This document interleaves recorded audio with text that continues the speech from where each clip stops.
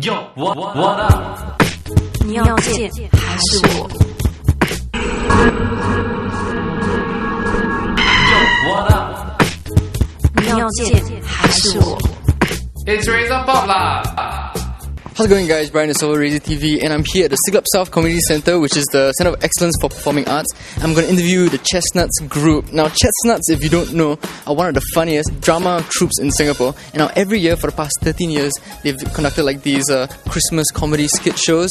If you want to know more about the Chestnuts, you can actually go to YouTube and you can check out this little skit that they did about a Hokkien version of Rihanna's Umbrella. So we're actually going to look at it right now, and after that we're going to talk to the Chestnuts creator Jonathan Lim and the cast of this year's show. Check it out, guys. 掌声欢迎歌台新巨星新木瓜姐妹88251。大家好，我是新木瓜姐妹88251，我是大木瓜，我是双木瓜，希望你们会喜欢。我是蓝田。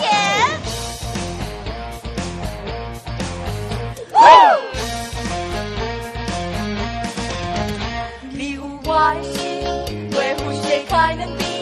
可能只破错到，但你可是我的心，爱你黑暗暗的，看无轻轻的声，你若是欠免着我，永远看你可惜。因为你甲我能做天花板，甲你讲永远只知道，甲你讲永远做朋友，想法搁永远甲你相恋。时阵的雨是愈落愈大，我有你，你有我。你会使跳放伫我的雨伞，你会使跳放伫我的雨伞，雨伞，雨伞，跳放伫我的雨伞，雨伞，雨伞，跳放伫我的雨伞，雨伞，雨伞，跳放伫我的雨伞，雨伞，雨伞，咱两人一起行着一支小雨伞，雨落。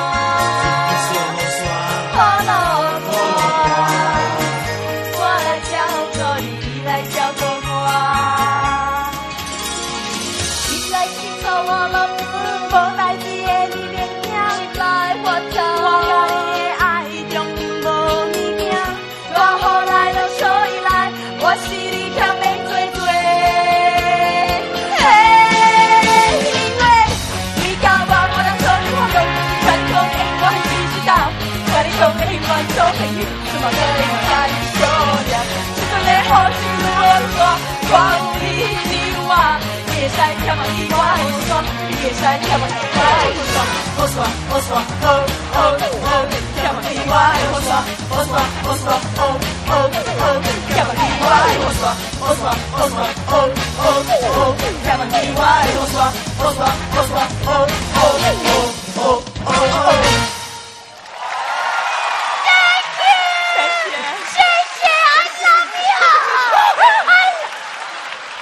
How's it going, guys? So, okay, I have the cast of the Chestnuts show, right? I'm just going to get right into the interview right here.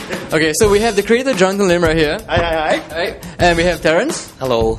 We have Ronnie. Hey. And we have Judy. Hi. This is a long stretch. Blah, blah, blah. Okay, so you guys are gonna actually perform like a little skit for us with the puppets later on. Yeah, but right now it's like the interview time and stuff like that. So maybe you can tell me what the show is all about for people who don't know about Chestnuts. Wow, where do you start? Okay, Chestnuts is basically a live parody show. So it's a whole show made up of sketches, spoof songs, mock ads, fake news reports, the kind of stuff that, people always go and search on YouTube for, but it's great to see it live, and it's also special because it's done with a sort of quartet that does everything. So over the show, you'll see us doing about 30 over sketches. Yeah, constantly changing character, changing costume, changing nationality, changing accents, everything. Sing, dance, martial arts, everything. So it's that kind of chapalang show lah, Okay. Who is playing what? I know just before the interview we were talking about how schizophrenic things can get. Who is playing what? Terrence? Goodness. What are some of the things you play? I don't know where to start. Yes, he plays Edison Chess. He plays Edison Chess. He plays Princeton in Avenue Q. Yeah. What else? Let's see. Nyonya. Yes. He plays a beautiful Nyonya, right? Who wants to escape from Malacca and become part of the Little Nyonya series. What else? You have a few really strange characters, actually. He also plays in the Batman spoof. He plays Harvey Jones Dent, Two-Face. Yeah. Which is quite cool, right? Should on the other side. Without hideous! I know both sides are hideous. Both sides are hideous today. Yeah. So these are some of the key ones. He also plays Tanya in Mamma Mia, the tall one that's played by Christine Baranski. Yeah. And how about yourself? I play Meryl Streep, who's Donna in Mamma Mia. I play his grandmother, the Bibi, who will not allow him to escape from Malacca. What else? I play Alfred Pennyworth, Bruce Wayne's butler. Rodney? I play Lea Salonga. Or rather, I play the puppet who plays Lea Salonga. Yes. Eunice from Eve in Avenue Q. Yeah. How about yourself, Rodney? I played the Ama of the Peranakan household in Malacca. Standard Chinese bondmaid look lah. Yeah. Okay, long suffering, of course. I play Bruce Wayne. Yeah. Very excited about that.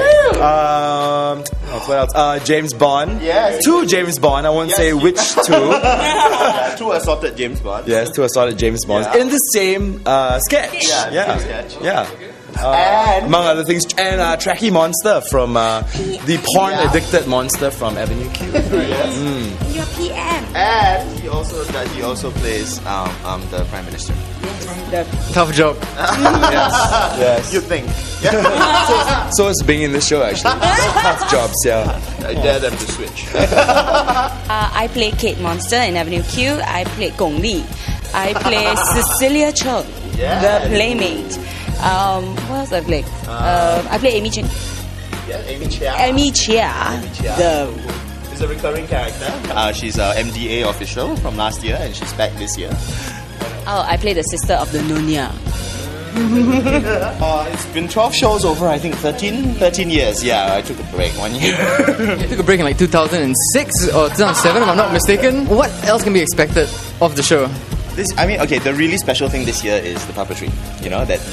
We told ourselves, let's really challenge ourselves, let's do something we haven't done before. So we've done almost everything else, but puppets are new.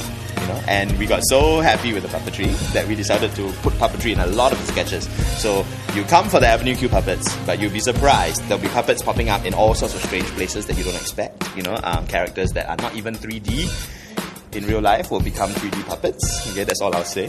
Okay, so that's kind of cool. I think one of the challenges, I really have tremendous respect now for the Avenue Q cast because it's so hard.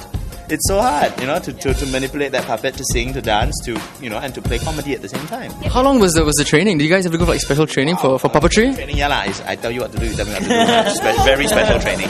But no, we've been working with the puppets. We've been working with substitute puppets since about 4 weeks ago. We started playing with puppets. And it's been every day, and it's pretty intensive. But yeah, that's the way it's always been. Chestnuts is a bit crazy boot camp kind of thing. Well, I guess you will discover things about Kate Monster that no one really expects. Kate Monster outdoes herself and shocks the blinkers out of Tracky. Yeah. Actually, you'll see puppets do things that you've never seen puppets do before. Even more so than Avenue Q? You may not even have seen humans do it, actually. Yeah. I think what's great about Chestnuts is that it blends things unexpectedly. Movies, plays, it's all put into a blender and it comes out totally new, and the comedy is just really off the wall.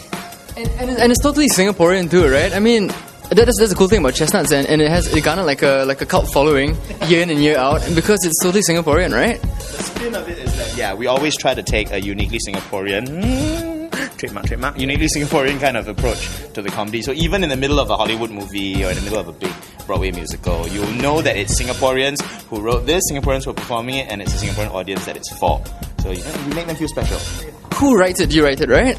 Most of it I write, but what we do every year is that we sit down and we sort of, throw all our sort of collected rubbish together. All through the year, everyone's like, oh, must do this, must move this, must move this. So at the end of the year, we just collect it all and we brainstorm it.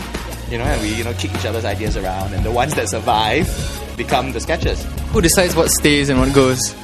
We all kind of decide together. If everyone goes, what's that? Then obviously no point keeping. I sort of am the final dictator.